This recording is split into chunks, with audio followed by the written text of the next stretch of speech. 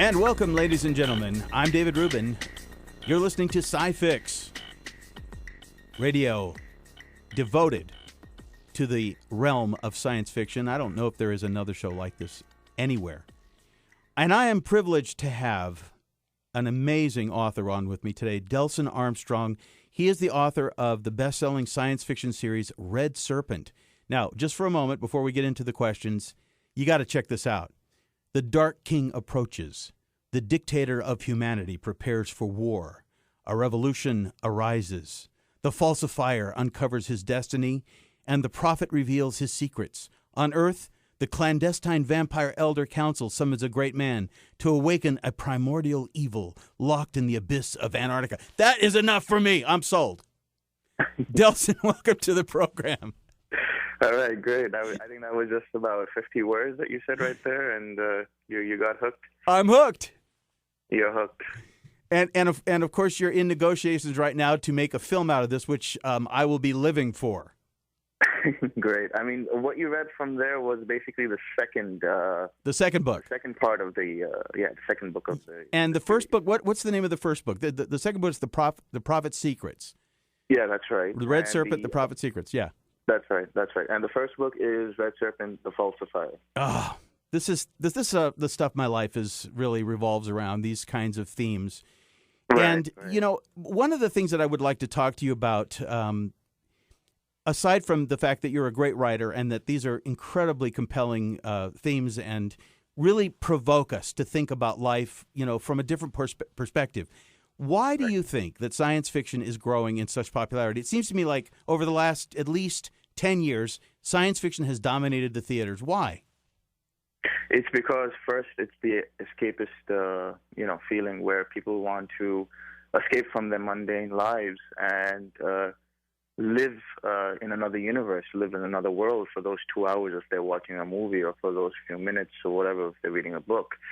But I think science fiction is also a medium for writers to communicate the themes of the day, politics, religion, whatever it is. And people like to hear about it in that sort of way. It's sort of like a mirror of our world. And in science fiction, almost anything goes. That's what limitations. That's right. Yeah. I call it the realm of the possible because I think in a way our society is sort of oversaturated with all of the modern technology. We're all kind of used to everything already. You know what I mean? And so the realm of the possible opens up new potentials. I mean, even in the realm of thinking about, well, one day will we have to deal with cults of vampires? I mean, is that a possibility, do you think? Well, you never know what happens because depending on different theories of multiple universes or multiple worlds, anything is possible. The vampires in my story are not really vampires in the tradition of Dracula or something like that. The reason why they're vampires is because they need to survive on energy. See, that's another one of my favorite topics. There you go.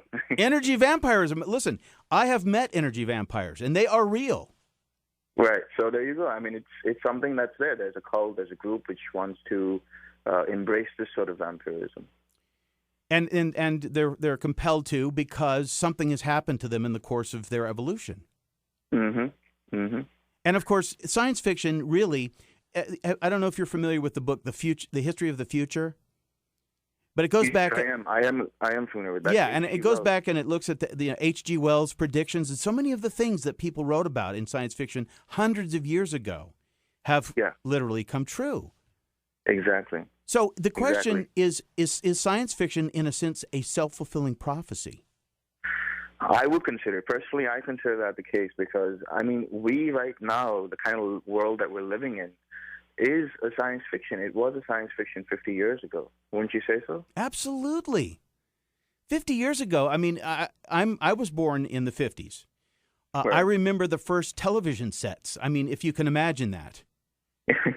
Yeah. Yeah, I mean, there you go. I mean, now we're communicating with people halfway around the world at our fingertips, and it's just, it's mind-boggling for people who would have lived like 50 years ago, 100 years ago. So it's definitely a self-fulfilling prophecy. And I think for science fiction writers, if they really want to write in the genre of science fiction, they really need to think about the future and think of different ways like you said, there are unlimited possibilities, and we need to consider that. Now, part of the theme of your book, the Red Serpent, and this is such a great concept that you've got here, the prophet's secret, is that there is an entity that haunts the Dark King in his dreams and tempts him to join the Red Serpent. Who is the Red Serpent to begin with? If I had to tell you that, then there wouldn't really be a all right. series. So the Red Serpent is obviously the bad guy. Okay, he's got to be the bad guy. So the realm of dreams. I mean, I recently saw the movie Inception, which is one of those stories where they go into your dreams and they have a dream within a dream within a dream. But in the sense that science fiction in itself kind of mimics a dream, wouldn't you say? Yes, I would say so. Going back to Inception, if you watch Inception, it's a great concept where you don't know whether you're dreaming or you're awake, and I think they could have really explored more of that theme. And it's something that's there in Hinduism. I don't know if you know. I've studied some of Hinduism and a lot of the Indian texts. Yes. The idea that the universe that we live in is just a dream of another person. Yes, and, I understand that. Dreams. Yes, about Hinduism. Well, I have to tell you that I am actually an expert in the realm of dream interpretation. Oh. And I don't know if you're familiar with Coast to Coast AM with George Norrie. Yeah, it's the overnight, one of the biggest overnight shows. But he told me personally that out of 5,000 people that he's interviewed, I know more about dreams than anyone he's ever talked to. Wow. And I would love to have you back. See, we only have 30 seconds left. Red Serpent, you can get it at Amazon, and that's where I'm looking at it right now. The Prophet's Secret. This is a great book. This has got to be another show that we do together, Delson. Yes, most definitely. Do you have a website where people can check you out?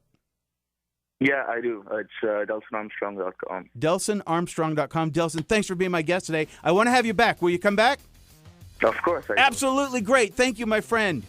Thank you, David. I'll talk to you soon. Red Serpent, The Prophet's Secret. Don't go away. This is SciFix, and I'll be back with more.